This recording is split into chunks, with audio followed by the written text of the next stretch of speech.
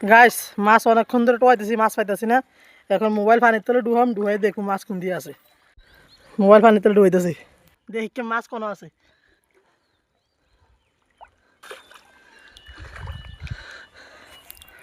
ওখানে মাছ কোনো আছে কই তারি না, ভিডিও দেখে আমাকে মাছ কই আছে।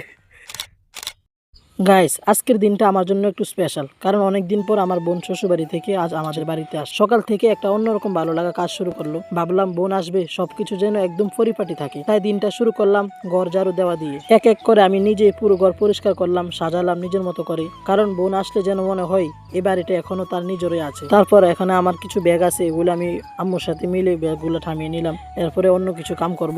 আর গাইস আম্মুর শরীরটাও বেশি একটা ভালো না, তাই আমি আম্মুর কাছে একটু হেল্প করতে আসলাম। প্রথমে আমাকে আম্মু ধনিয়া পাতা দিয়েছে, এগুলা নাকি বাসার জন্য। তারপরে বালা যেগুলো আছে এগুলা বাইচ্ছে আমি একটা লাইনের মধ্যে নিতে আসি। তারপরে এখানে আমার ধনিয়া পাতা বাঁচা শেষ, এখন আমি অন্য কাজ করব। আম্মু বলতেছিল একটা কোমড়া আছে, এটাও একটু মানে শেষ করার জন্য, কারণ বোন আসতেছে। আমি আজকে একটু খুশিতে কাজ করতেছি। এখানে আলহামদুলিল্লাহ মোটামুটি আমি কোমড়া কাটা শেষ। আম্মু দেখিয়ে দিতেছিল কিভাবে কাটতে হবে, কিভাবে করতে হবে। আম্মু করতে চাইছিল, আমি বললাম যে আম্মু তুমি করতে হবে না, আজকে আমি নিজে করবো, কারণ আমার বোন আজকে শ্বশুর বাড়িতে আসছে। তো এখানে আমার কোমড়া কাটা শেষ। তারপরে আমি আলু নিয়ে নিলাম, আলুটি কাটতে হবে। আর মাশাআল্লাহ আমি আলু খুব সুন্দর করে কাটতে পারি। লাস্টে মানে পুরোটা শেষ হয়ে যায় আলু, শুধু অল্পটুকু মাঝখানে থাকে।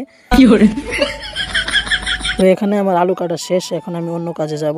এরপরে আলুটি ফুইলা রইলা, তারপরে ধরবো অন্য কাজ। এখানে আলুটি ফুইলা রইলাম, একটা থালের মধ্যে নিলাম। এখন বাজবো মাছ। আম্মু বলতেছে আম্মু মাছ বাজবে নাকি, আমি বললাম না আমি আজকে বাজবো, কারণ আমার বোন আসছে অনেকদিন পরে। বোনের সাথে 1 মাস 1.5 মাস পরে দেখা, তাই বোনের জন্য আমি নিজে মাছটা ফ্রাই করলাম। এখন আমি তেলের মধ্যে দিয়ে দিচ্ছি, ভিডিওটা একটু স্পিড করে দিয়েছি। আর বোনের কথা কি বলবো, বোন হচ্ছে আমার অনেক প্রিয় একটা বোন, আমার আদরের বোন। আমরা 1 ভাই 1 বোন। আর আজকের কষ্টটা আমার বোনের জন্য, এটা তো আমার জন্য কিছুই না।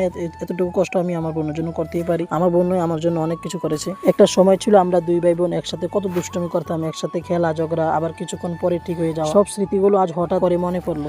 আজ ও আসবে হয়তো কিছুক্ষণের জন্য, কিন্তু এই কিছুক্ষণ আমার কাছে অনেক বড়। বিয়ে হয়ে যাওয়ার পর মেয়েদের জীবনটা অনেক বদলে যায়, তাদের নিজের বাড়িটাও একসময় অতিথির মতো হয়ে যায়। কিন্তু আমার কাছে আমার বোন আজও সেই আগের মতোই, এ বাড়ির একটা অংশ। আজ আমি যা যা করেছি সবকিছু শুধু একটা হাসির জন্য, যেন দরজা দিয়ে ঢুকেই ও বলে ওয়াও আমার জন্য এত কিছু করেছিস। এই ছোট ছোট মুহূর্তগুলি একদিন বড় বড় স্মৃতি হয়ে থাকবে। তো গাইস কাম একটু বেশি করে লেছি, তাই ফেরা উকলে গেছে, তাড়াতাড়ি খাইতে বয়ে গেলাম। আব্বু আম্মু তারপর আমি খাওয়ার জন্য বসে গেলাম। তারপর ভাবলাম বোনের জন্য কিছু স্পেশালও করতে হবে, তাই চলে গেলাম আমাদের পুকুরে, নিজ হাতে মাছ ধরলাম বোনের জন্য। বোন আসবে আমার বাড়িতে, যদি ভালো কিছু না হয় তাহলে কি হয়? এই ছোট ছোট জিনিসগুলোর মধ্যেই তো আসল ভালোবাসা লুকিয়ে থাকে, তাই না? একটা সময় ছিল আমরা 2 ভাই বোন একসাথে কত দুষ্টুমি করতাম, একসাথে খেলা ঝগড়া, আবার কিছুক্ষণ পরে ঠিক হয়ে যাওয়া। সব স্মৃতিগুলো আজ হঠাৎ করে মনে পড়লো। তো গাইস কথা বলতে বলতে আমি হঠাৎ একটা মাছ পেয়ে গেলাম। তো আমাদের মাছ ধরা শেষ, এখনই আমি দেখবো কতটুকু মাছ